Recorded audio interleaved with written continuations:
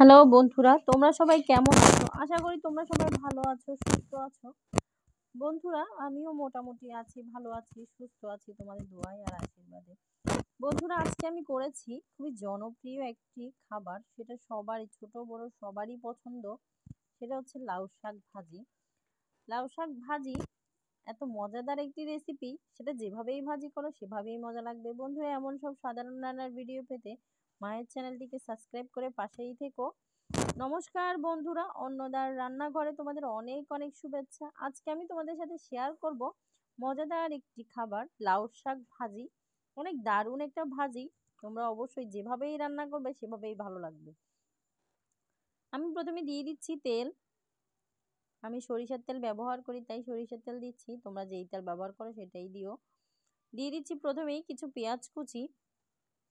বন্ধুরা, শাক ভাজিতে পেঁয়াজের পরিমাণটা তুমি যত বেশি দিবে ততই শাক ভাজিটা ভালো হবে আর খেতেও মজা লাগবে। একটু আমি নেড়ে ভেজে নিব পেঁয়াজগুলো।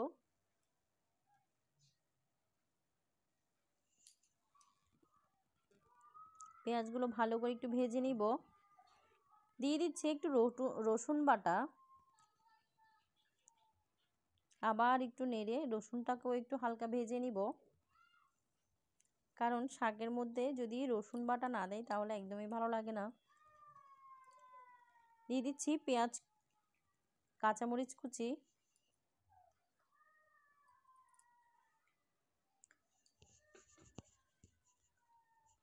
পেঁয়াজগুলোকে আমি সমস্ত মিক্সারগুলোকে ভালো করে একটু নেড়ে মিক্স করে নিব।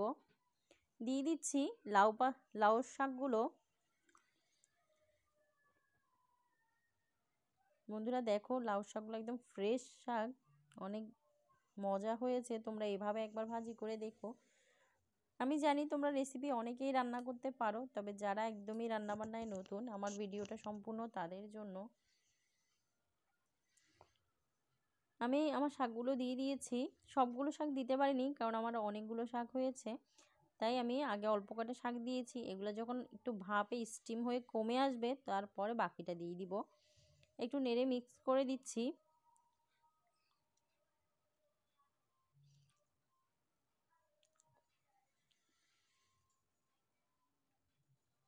ভালো করে একটু নেড়ে মিক্স করে দিচ্ছি। মিক্স করা হয়ে গেছে।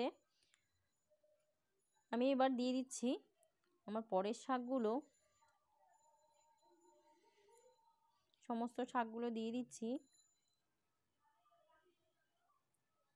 এবার ঢেকে দিচ্ছি কিছুক্ষণের জন্য।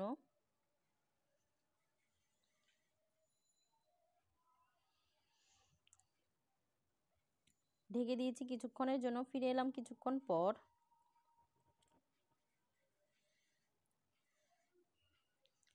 আবার একটু নেড়ে মিক্স করে দিচ্ছি।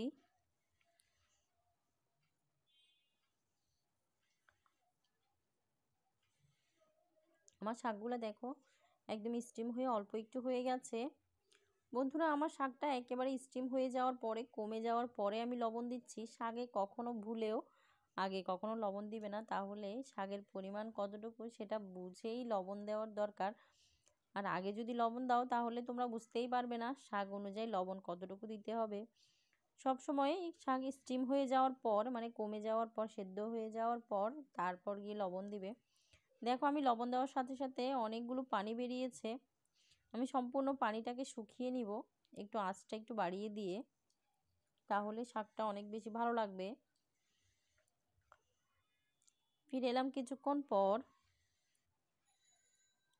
এই যে দেখো, আমার একদমই পানিটা শুকিয়ে গেছে। আবার একটু নেড়ে মিক্স করে দিচ্ছি। বন্ধুরা, লাউ শাক ভাজি দুপুরবেলা খেতে অনেক অনেক ভালো লাগে। তোমাদের কার কার শাক ভাজি পছন্দ অবশ্যই কমেন্ট করে জানাবে। আমার শাক ভাজিটা একদমই হয়ে গেছে। দেখো, পরিবেশন করেছি, অনেক ভালো হয়েছে। তোমরা অবশ্যই এভাবে একবার হলেও ট্রাই করে দেখো। বন্ধুরা, সবশেষে বলবো, আমার ভিডিওটা যদি একটুও ভালো লাগে তাহলে আমার চ্যানেলটাকে সাবস্ক্রাইব করে পাশেই থেকো। আর লাইক কমেন্ট শেয়ার করতে ভুলো না। তোমরা একটা লাইক করলে ভিডিও করতে উৎসাহ পাই, ভালো লাগে। সবশেষে বলবো বন্ধুরা, তোমরা সবাই ভালো থেকো, সুস্থ থেকো, কারণ সুস্থতাই হচ্ছে সর্বসুখের মূল কারণ।